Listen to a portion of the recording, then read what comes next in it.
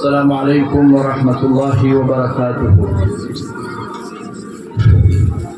الحمد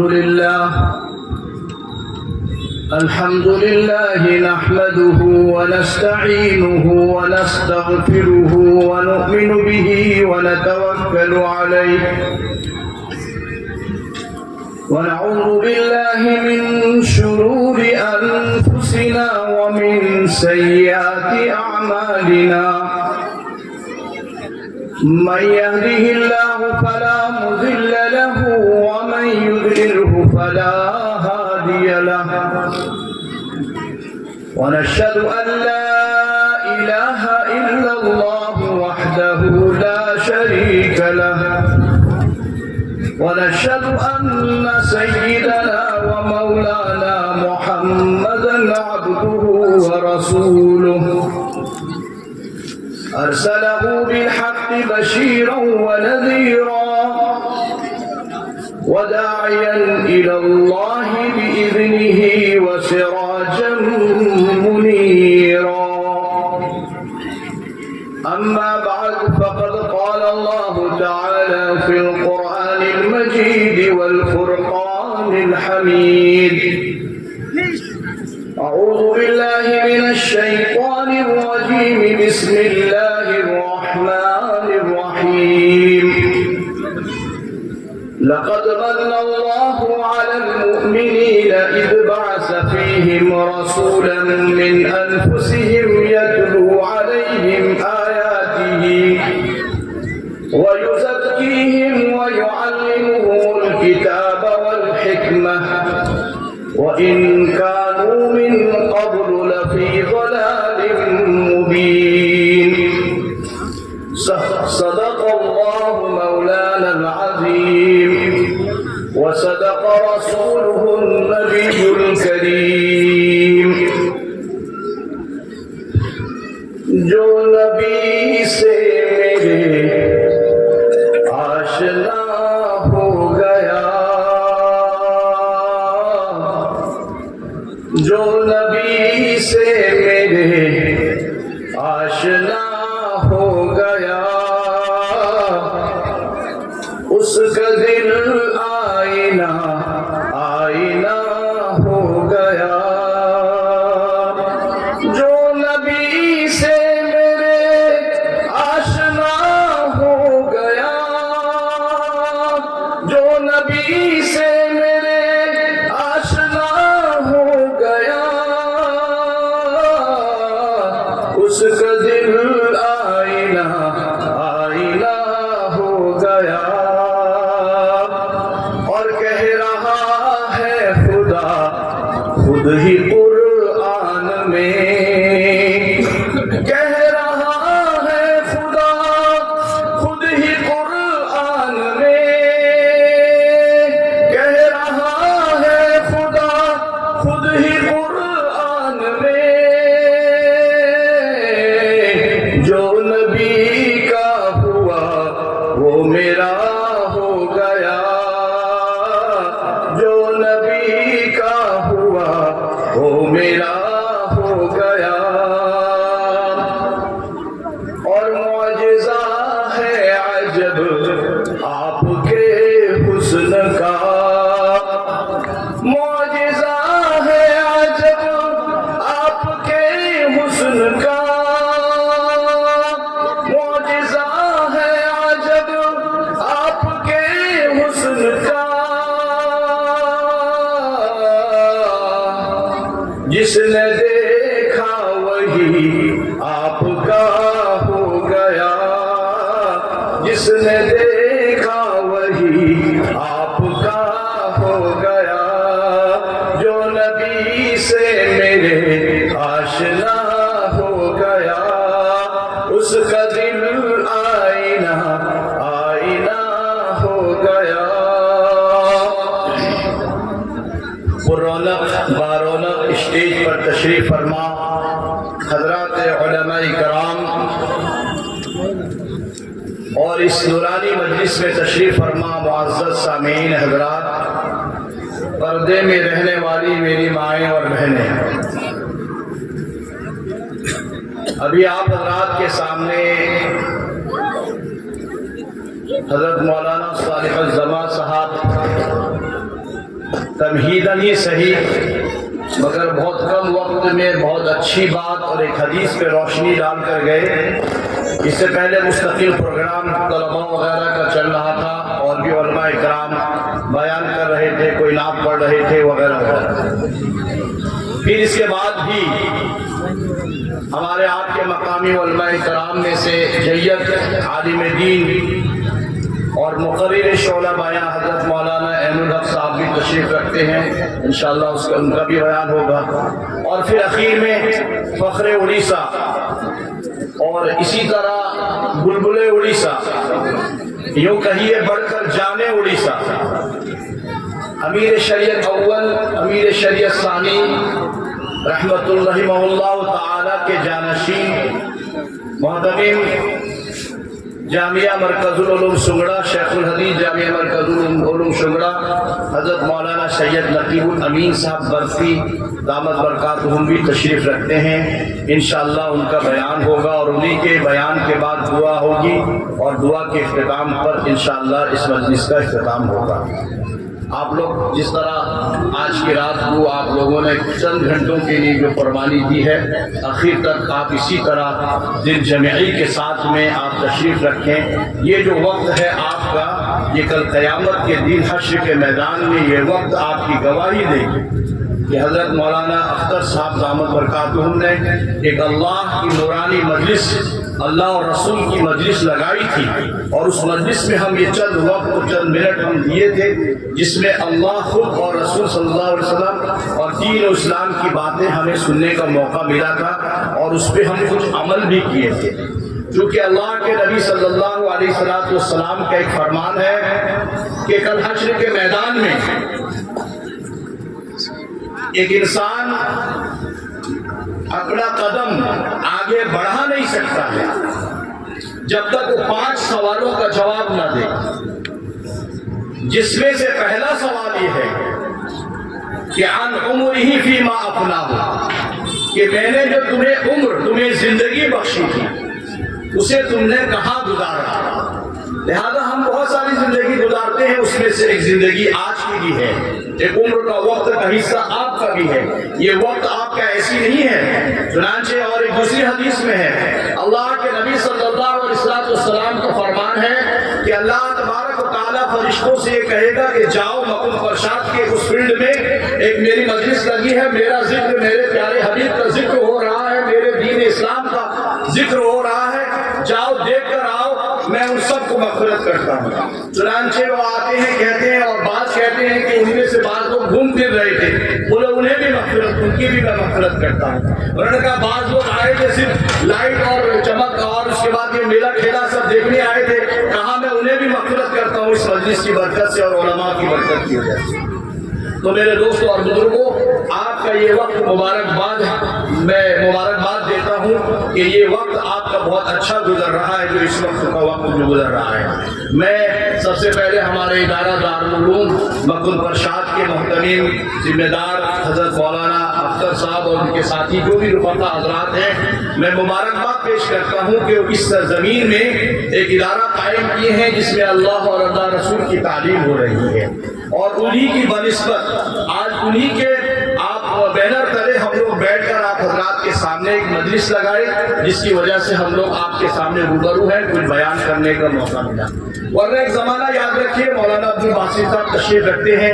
اس علاقے کے بہت سارے حضرات بھی ہیں جو سنگڑا اور سبلنگ جاتے تھے پڑھائی کرنے کے لیے. 2 ہی جگہ تھی, سنگڑا اور سبلنگ, یعنی لوگ علمی پیاس بجھانے کے لیے, قرآن پڑھنے کے لیے ایک لمبا سفر کیا کرتے ہیں. لیکن الحمدللہ ابھی آنکھ کھولو تو آنکھ سے تلے مدارس آ جاتے ہیں. یہ اللہ کا کرم ہے. یہ ہمارے اکابرین, جو 3 بڑے اکابرین, حضرت مولانا الیاس, حضرت مولانا اسماعیل صاحب رحمۃ اللہ علیہ, حضرت مولانا سید سراج الساجدین صاحب رحمۃ اللہ علیہ, اور میرے والد محترم جناب حضرت مولانا جلال صاحب رحمۃ اللہ علیہ, جو اس اڑیسہ میں خطہ گھوم کر جو انہوں نے دین کی خدمت کی ہے. یہ آج جو ٹوپیاں داڑیاں سب کے سب نظر آتی ہے اسی مدارس کے بدولت, اور یہ مدارس کو قائم کرنے والے اور مدارس کے جو یہ ذمہ دار اور محتمین کو پیدا کرنے والے, انہیں تعلیم دینے والے یہی حضرات ہیں. یہ مدارس کے بلبوتے سب ہو رہا ہے. دیکھیے جن دین کے جتنے شعبہ ہیں آپ سب کو اٹھا لیجیے، سب کا تعلق جا کر مدارس سے جا کر جڑتا ہے۔ میرے دوستوں اور بزرگوں، میرا زیادہ وقت نہیں ہے، آدھا گھنٹہ سے زیادہ صرف 40 منٹ بولوں گا،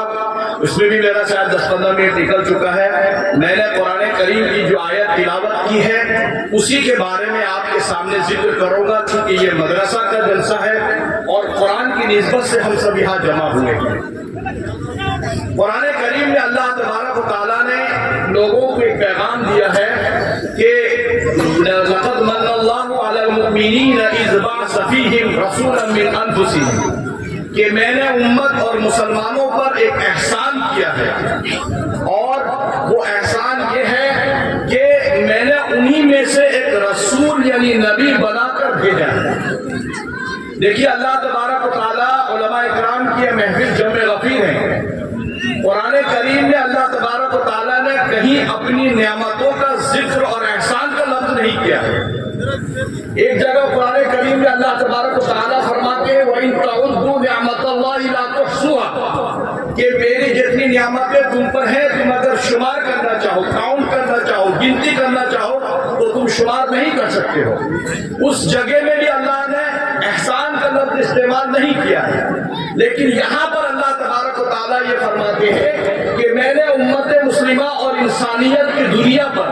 میں نے ایک احسان کیا ہے کہ انہی میں سے یعنی انسانوں میں سے ایک نبی بنا کر میں نے بھیجا ہے۔ اور میرے بھیجنے کا مقصد کیا ہے؟ دنیا میں جتنی چیزیں بنتی ہیں، آپ کوئی چیز پروڈکٹ لے لیجئے، صابن یا پھر میڈیسن لے لیجئے، دنیا کی کوئی بھی چیزیں جب کمپنیاں تیار کرتی ہیں تو اس تیار کرنے کے بعد اس کے آخر میں لکھا رہتا ہے کن کن اشیاءوں سے یہ بنا ہے اور اس کے کیا فوائد ہیں۔ فوائد گناتے ہیں کہ دوائی کھانے سے کھانسی جاتی ہے، ٹھنڈا جاتا ہے، یا پھر نزلہ زکام ختم ہوتا ہے وغیرہ وغیرہ۔ یہ صابن اس کام کے لیے ہے اور یہ تیل اس کام کے لیے ہے۔ ہر کمپنی اپنی اپنے ایڈورٹائزمنٹ میں آخر میں لکھتے ہیں۔ تو اسی طرح اللہ تبارک و تعالیٰ نے جب نبی بنا کر نبی پاک صلی اللہ علیہ وسلم کو دنیا میں بھیجا تو سب سے پہلے تو استعمال کیا کہ میں نے لوگوں پر احسان کیا ہے، میں نے انسانیت پر احسان کیا ہے کہ انہی میں سے ایک نبی بنا کر میں بھیجا ہوں۔ اور وہ نبی کو بنانے کا اصل مقصد کیا ہے؟ جیسے کمپنیاں پروڈکٹ تیار کرنے کے بعد مقصد بیان کرتے ہیں، اسی طرح اللہ تبارک و تعالیٰ نے ایک مقصد بھی ظاہر کیا ہے کہ میں نبی کو جو نبی بنا کر دنیا میں بھیجا کیوں ہے؟ تو 4 چیزوں کی وجہ سے میں نے نبی کو دنیا میں یعنی نبی بنا کر بھیجا ہے۔ سب سے پہلی چیز یہ ہے یتلو علیہم آیاتہ، کہ وہ میرا کلام، میری آیت جو میری نشانیات ہیں یعنی قرآن کریم کی جو آیتیں ہیں اسے لوگوں کے سامنے پڑھ کر سنائیں گے۔ اور دوسری چیز ہے وَيُزَكِّيهِمْ، دلوں میں جو جنگ اور دلوں میں جو کبریائی بڑائی، لوگوں کے اندر میں جو بغض کینہ، یہ سب ساری چیزیں ہیں، اس کو صفائی کرنے کے لیے۔ اور تیسری چیز ہے وَيُعَلِّمُهُمُ الْكِتَابَ، اور اسی قرآن کریم کو تعلیم دینے اور اسی طرح اس کے تعلیم لینے دینے اور اس کے ترجمہ اس کے مطلب سمجھانے کے لیے اور اس کے مسئلہ مسائل ظاہر کرنے کے لیے۔ اور چوتھی چیز ہے حکمت کی باتیں، اللہ تبارک و تعالیٰ کی حکمت کیا ہے، مصلحت کیا ہے، یہ ساری چیزوں اور اسی کے اندر میں سب کچھ موجود ہے۔ یتلو علیہم آیاتہ، یعنی قرآن کریم کو اللہ تبارک و تعالیٰ فرماتے ہیں کہ میں نے نبی کو جو بنا کر بھیجا ہے، سب سے پہلا مقصد یہ ہے یتلو علیہم آیاتہ، کہ وہ میری آیتوں کی تلاوت کریں گے، لوگوں کو سنائیں گے۔ یہاں پر یہ پہلے مقصد میں یہ مقصد ہرگز نہیں ہے کہ اس کا مطلب بھی سمجھائیں گے، اس کا ترجمہ بھی سمجھائیں گے، وہ بعد میں آتا ہے وَيُعَلِّمُهُمُ الْكِتَابَ وَالْحِکْمَةَ۔ چنانچہ اس بات کو ہمیں سمجھنا ہے کہ اللہ تبارک و تعالیٰ نے نبی کو نبی بنا کر بھیجا۔ اور پھر ایک دوسرے حوالے سے میں آپ کو جو نبی پاک صلی اللہ علیہ وسلم، دیکھیے ہمارے نبی کو سب سے پہلے نبی بن گئے تھے، بعد میں جا کر یہ آخری نبی بنے۔ خود اللہ کے نبی فرماتے ہیں كنت نبیا بین الروح بین آدم و بین الروح والجسد، جب آدم روح اور مٹی کے درمیان میں تھے تو اس وقت مجھے نبی بنا دیا گیا تھا، یعنی میں نبی ہو گیا تھا۔ لیکن آخر میں آئے بہت سارے ایسے دیکھ لیجیے، مثال کے طور پر الیکشن ہوتا ہے، کوئی پرائم منسٹر جیت جاتا ہے کہ اسی کو منسٹر بنانی ہے، لیکن اس کے 1 مہینہ بعد، 1.5 مہینے کے بعد، 8 دن بعد، 10 دن کے بعد پھر وہ منسٹر بنتا ہے۔ تو یہاں پر بھی اللہ تبارک و تعالیٰ کا ایک نظام شروع سے دیکھ لیجیے کہ اللہ تبارک و تعالیٰ نے نبی کو سب سے پہلے یعنی آدم کی ذات بنانے سے پہلے، ایک حدیث میں ہے وَآدَمُ بَيْنَ الْمَاءِ وَالطِّينِ، مٹی اور پانی کے درمیان میں جب حضرت آدم علیہ السلام تھے اس وقت مجھے نبی بنا دیا گیا تھا۔ چنانچہ اللہ کے نبی صلی اللہ علیہ وسلم دنیا کے سب سے پہلے نبی بھی ہیں اور آخری نبی بھی ہیں، اور نبی پاک صلی اللہ علیہ وسلم کو آخری نبی جب بنا کر یعنی بنانے کا جو پیغام دیا، 40 سال کی عمر ہو چکی، علماء بیٹھے ہیں ان کے حوالے سے میں آپ کے سامنے بیان کر دوں کہ اللہ کے نبی کی عمر جب 40 سال ہوئی تو 40 سال کے بعد وہ غار ہرا میں جا کر اپنی تنہائی گزارتے تھے، اور وہیں پر حضرت جبرائیل علیہ السلام تشریف لاتے ہیں اور پھر کہتے ہیں پڑھو محمد اقرأ بسم ربک الذی خلق، پڑھو محمد پڑھو۔ تو وہاں پر اللہ کے نبی صلی اللہ علیہ وسلم فرماتے ہیں انا ما قاری، میں پڑھا لکھا نہیں ہوں۔ حدیث میں اس کا نقشہ کھینچا ہے کہ حضرت جبرائیل اللہ کے نبی کے سینے کو دبوچتے ہیں اور پھر کہتے ہیں اقرأ پڑھو، تو اللہ کے نبی کہتے ہیں ما انا قاری، میں پڑھا ہوا نہیں ہوں۔ تیسرے بار پھر اسی طرح دبوچتے ہیں، چوتھے بار میں جب ہوتے ہیں اقرأ بسم، تو اللہ کے نبی صلی اللہ علیہ وسلم اقرأ بسم ربک الذی خلق، یعنی اقرأ کا مطلب آتا ہے 5 آیتیں مکمل ہیں، اقرأ کا مطلب آتا ہے کہ پڑھو۔ تو یہاں میرا یہ کہنے کا مطلب ہے، سمجھنے کا سمجھانے کا مطلب یہ ہے کہ قرآن کریم کی جو سب سے پہلی آیت ہے، ہم سمجھتے ہیں کہ قرآن کریم میں جو لکھا ہے الحمدللہ رب العالمین، جو سورہ فاتحہ ہے، یہ پہلی آیت نہیں ہے، یہ پہلی سورت نہیں ہے، اور اسی طرح قرآن کریم کے نزول کی ترتیب الگ ہے، اور قرآن کریم جو ابھی مصحف میں موجود ہے، ابھی جو کتاب کی شکل میں جو قرآن کریم موجود ہے اس کی ترتیب الگ ہے، لیکن پہلے نازل ہوا اقرأ بسم ربک الذی، اور اخیر کی آیت الیوم اکملت لکم دینکم، یہ نازل ہوا ہے، ترتیب نازل کی الگ ہے اور پھر جو موجود ہے وہ الگ ہے۔ کہنے کا مطلب یہ ہے میرے دوستوں اور بزرگوں، اللہ کے نبی صلی اللہ علیہ وسلم کو سب سے پہلے جو نبوت پیش کی گئی تو وہ اسی قرآن کریم کی آیت اور پڑھنے کے متعلق یعنی اقرأ پڑھو، مگر افسوس اس بات کا ہے کہ آج جس قرآن کریم کی ابتدا اقرأ سے ہوئی، جس نبی کی نبوت کی تعلیم اور نبوت کو جو پیش کی گیا وہ نماز، روزہ اور دوسری عبادتوں اور عقائد کی دوسرے مسائل میں نہیں، بلکہ نبوت کو، اللہ کے نبی کی نبوت کو، جو نبی نے نبوت کو پیش کیا گیا تو اس میں بھی پیغام تھا کہ اقرأ پڑھو، اور وہ قرآن کی آیت تھی۔ مگر افسوس آج اسی امت کے لوگ ہیں، قرآن کو دور کا بات جو اپنے آپ کو کہتے ہیں کہ یہ قرآن اور دینی تعلیم سے کچھ ہوتا جاتا نہیں ہے، اور وہی لوگ اگر پوچھو تو دنیاوی تعلیم، عصری تعلیم، انگریزی تعلیم سے بھی کور اور دور ہیں۔ بتائیے ہمارے جمعیت علماء ہند حضرت مولانا سید ارشد مدنی دامت برکاتہ عالیہ، امیر الہند صدر جمعیت علماء ہند حضرت مولانا سید ارشد مدنی صاحب جمعیت علماء کے صدر ہیں، جمعیت علماء کے، ارے بھائی کو بند کرو، یہ قرآن پاک کا ذکر ہو رہا ہے، اس کا کیا ضرورت ہے؟ لوگوں کی توجہ ادھر جا رہی ہے۔ چنانچہ حضرت 2009 یا 10 میں ایک سروے کیا، اور اس سروے میں کہ ہمارے مسلمان بچے مدرسہ میں کتنے پڑھتے ہیں اور مسلمان بچے ہمارے یعنی اسکولوں اور کالجوں میں کتنے پڑھتے ہیں۔ چنانچہ جمعیت علماء کے پلیٹ فارم سے پورے ہندوستان میں جب سروے کیا گیا 2 سے 2.5% سے مسلمان کے بچے ہیں جو مدرسہ میں پڑھتے ہیں، 10-12 سال پہلے کا یہ سروے ہے، اور بقیہ 97% بچے جو ہیں وہ آپ کے انگریزی ہندی وغیرہ پڑھتے ہیں۔ بتائیے یہ جو 2.5%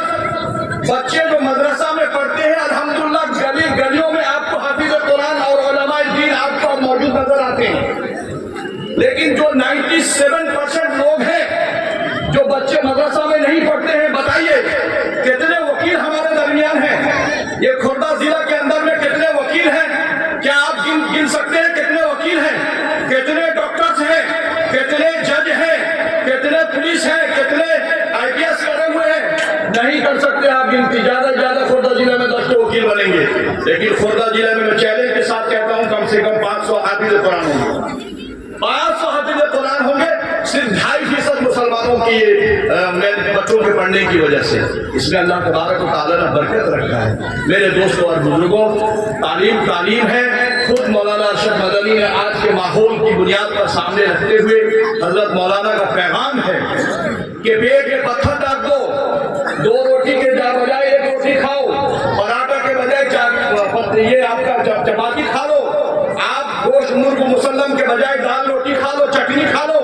مگر اپنے بچوں کو جو قوم کی امانت ہے، جو اللہ نے آپ کو امانت دیا ہے، جس کی سرپرستی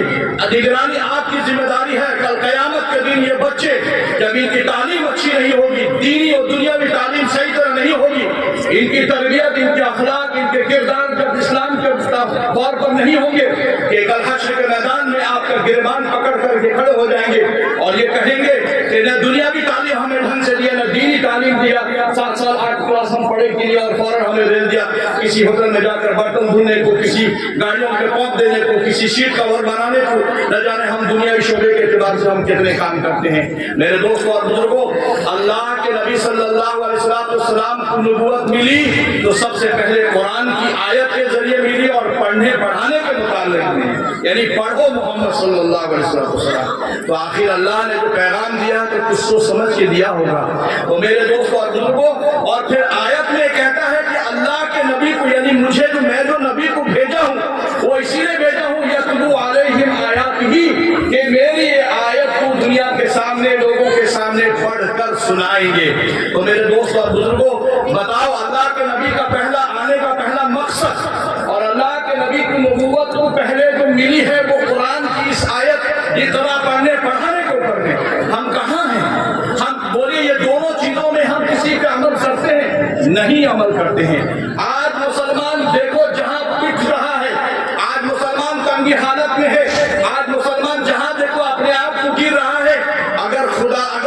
اگر یہ غلط نہیں ہوگا تو میں آپ کے سامنے یہ کہوں گا کہ قرآن سے دور، قرآن کی محبت سے دور، قرآن کی تلاوت سے دور، قرآن کی تعلیم سے دور، جس کی وجہ سے آج آپ پڑھائیے، انگریزی پڑھانے میں ہم منع نہیں کرتے ہیں، الحمدللہ۔ آپ تو یہ سنیے، پہلے بتائیے ایک ساتھ، بہت سارے حضرات، میں گلشن میں رہتا ہوں، بہت سارے حضرات ہمیں کہتے ہیں کہ آپ مدرسہ کر دیے، آپ ایک اسکول کرنا تھا، یونیورسٹی کرنا تھا۔ میں نے کہا کہ بھائی میں حافظ قرآن ہوں، میں مولانا ہوں، مفتی ہوں، تو میری سوچ یہی ہے کہ میں حافظ اور قاری مولوی بناؤں گا۔ آپ ڈاکٹر ہیں، آپ سوچیے، آپ میڈیکل کالج آپ کھولیے، آپ وکیل ہیں آپ کریے، آپ کسی پرنسپل ہیں آپ کریے، آپ جج ہیں آپ کریے، آپ تاجر ہیں آپ کریے، ہمارا ذمہ داری نہیں، ہماری ذمہ داری ہے کہ ہم حافظ قرآن۔ پھر بھی ایک دیکھ لو، آج پورے ہندوستان میں دیکھ لو، ہر علماء جو مدارس کیا ہوا ہے وہ مدرسہ کے ساتھ ساتھ میں آج کل وہ ABCD اور ابتدائی تعلیم، اصلی تعلیم، سائنس، میتھس اور اس کے بعد میتھمیٹکس وغیرہ جو بھی ہے سب تعلیم دے رہے ہیں۔ اور آپ کو معلوم ہوگا 25 فروری میں جو ہمارا ادارے کا پروگرام ہوا تھا، حضرت مولانا سید ارشد مدنی آئے تھے، وہاں پر تو باقاعدہ اعلان ہوا۔ الحمدللہ ہم لوگ مارچ اپریل سے ایک شعبہ کھول رہے ہیں کہ 6 کلاس سے لے کر 10ویں کلاس تک کے بچوں کو ہم اپنے ماحول میں ایڈمیشن لیں گے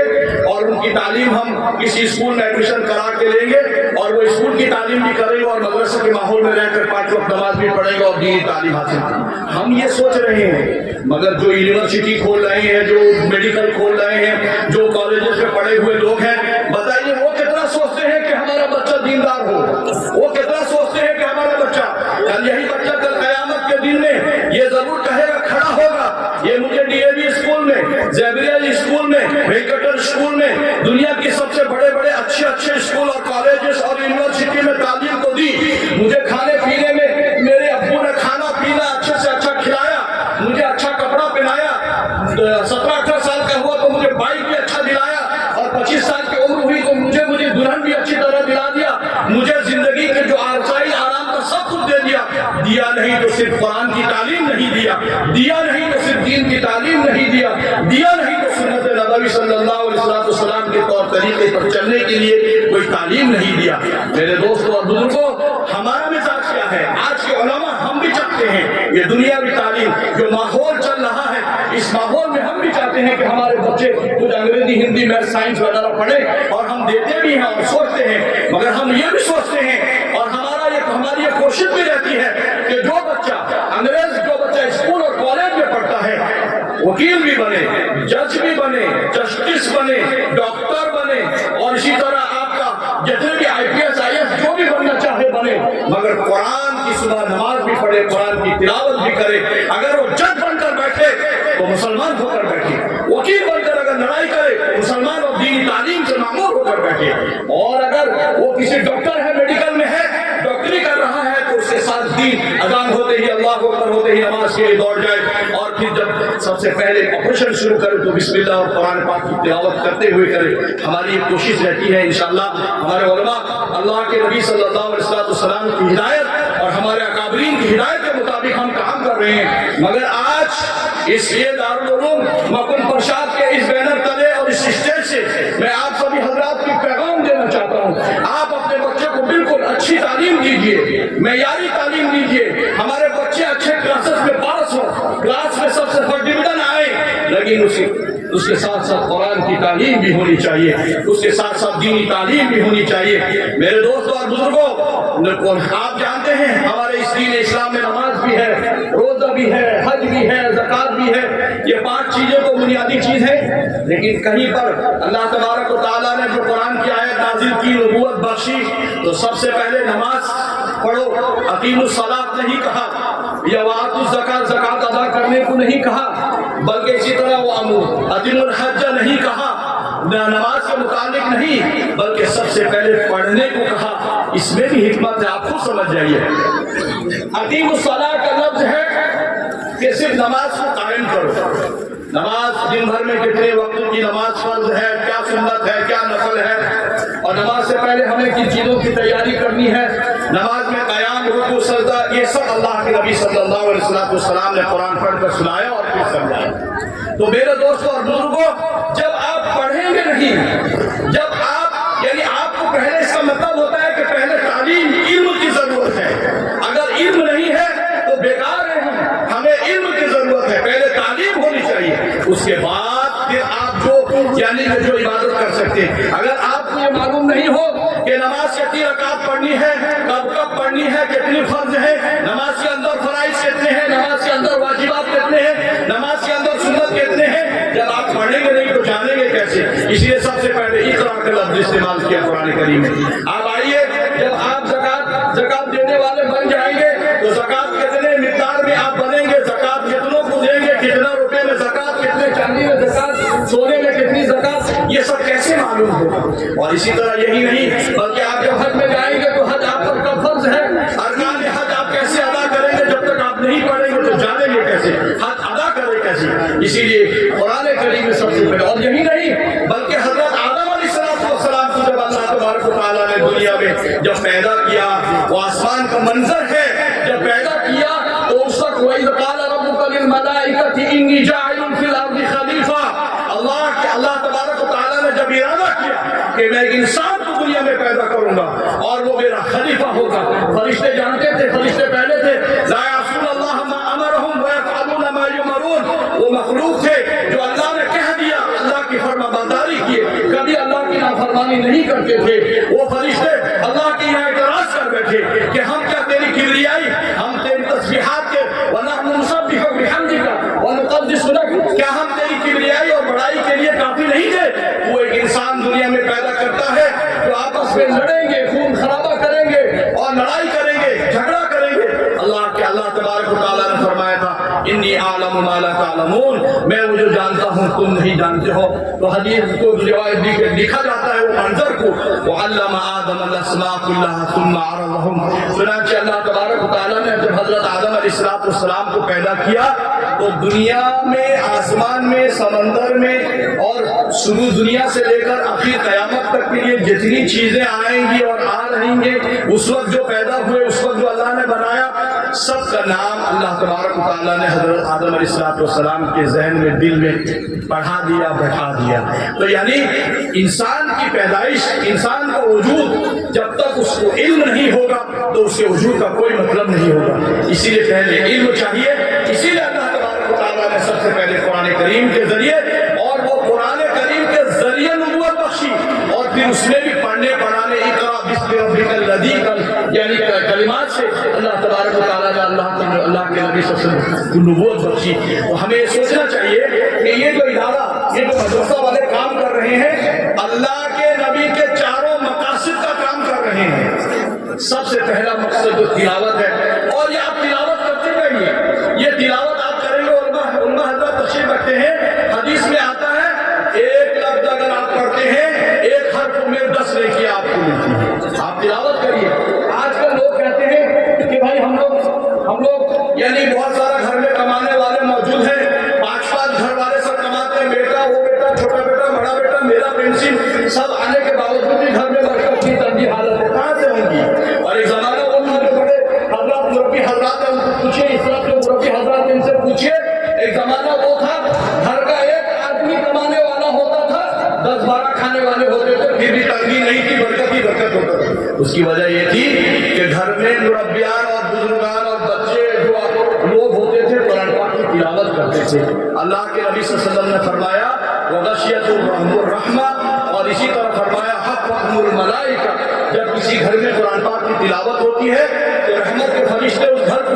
घेर लेते हैं। चुनांचे जब वो घर ऐसा होगा वो उन्ज़िलत अलैहिम सकीना, उस घर में सुकून होता है, कमाने वाला एक होगा, खाने वाले 1000 हो जाएंगे, फिर भी बरकत होगी। मेरे दोस्तों और बुजुर्गों, ये मदारिस वाले जो काम कर रहे हैं, अल्लाह के नबी का आने का पहला मकसद, और ये चारों मकसद पे काम कर रहे हैं। अगर आप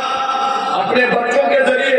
माली ताउन के जरिए, जिस्मानी ताउन के जरिए अगर इन अकाबीर उलमा इकराम और मदारिस का आप ताउन नहीं करेंगे, वो दूर नहीं है वो वक्त कि फिर आप ये बच्चे हमारे ये नस्ली दीन से हट जाएंगे। नमाज रोजा तो दूर की बात है, ईमान और कलमा पढ़ने वाले भी नहीं रहेंगे। हमारा दुश्मन ये समझ चुका है कि मदरसा ये मकतब खत्म किया जाए, लेकिन अफसोस कि हमारे कौम के लोग ये नहीं समझ रहे हैं कि मदरसा की बका, मकासद की बका कितनी जरूरत है। बहरहाल आपके यहाँ इदारा चल रहा है, मैं आप सभी हजरात से गुजारिश करूंगा कि आप लोग मौलाना अफजल साहब का और उनके जितने रुफाका हजरात हैं काम कर रहे हैं, और आस पास के जो भी मदारिस हैं, हर मदारिस का आप ज्यादा से ज्यादा ताउन करेंगे तो ये मुफ्ती जमाल जैसा आदमी, ये मुफ्ती मौलाना साहिल जमा साहब जैसे शख्सियत, मौलाना मुफ्ती बरकी साहब जैसी शख्सियत, मौलाना अनुहर साहब जैसी शख्सियत, मौलाना अख्तर साहब जैसी शख्सियत आपके सामने रूबरू होंगे, जो आपके हर मसले मसाइल को करना। फिर जनाजा पढ़ाने वाला आपको नहीं मिलेगा, आपको नमाज पढ़ाने वाला नहीं, ये मदारिस तो ये फैक्ट्री है, ये ऐसा फैक्ट्री है कि आपको ये मौलवी हाफिज बना के देता है, जनाजा पढ़ाता है, निकाह पढ़ाता है, और आपके नमाज पढ़ाने वाले, तरावी पढ़ाने वाले आपको नहीं मिलेंगे। आपको ताउन करना जरूरी है। इसी पे मैं अपनी बात को खत्म करता हूँ, और हमारे ज्ञान दोबारा फिर मैं अर्ज कर दूँ, ये सारे हजरात और आप सब हजरात आज की इस रात आपके लिए अल्लाह ताला मुबारक करे। और साथ साथ एक गुजारिश है, मेरे वालिद मोहतरम का यहाँ बहुत आमद रफ्ता हजरत मौलाना जलाल साहब रहमतुल्लाह अलैह, अल्लाह तबारक व तआला कभी कभी आते हैं, कोई लोग देखे हों या जानते हों, दुआ फरमाते हैं अल्लाह तबारक व तआला उनके दर्जात को बुलंद अता फरमाए, और जो उनकी काविशें, उनका जो मिशन है, हम सब उलमा हजरात देकर चलते हैं, अल्लाह ताला से कुछ फरमाए। इसी पे मैं अपनी बात को खत्म करता हूँ। हमारे अस्सलामु अलैकुम व रहमतुल्लाहि व बरकातुहू।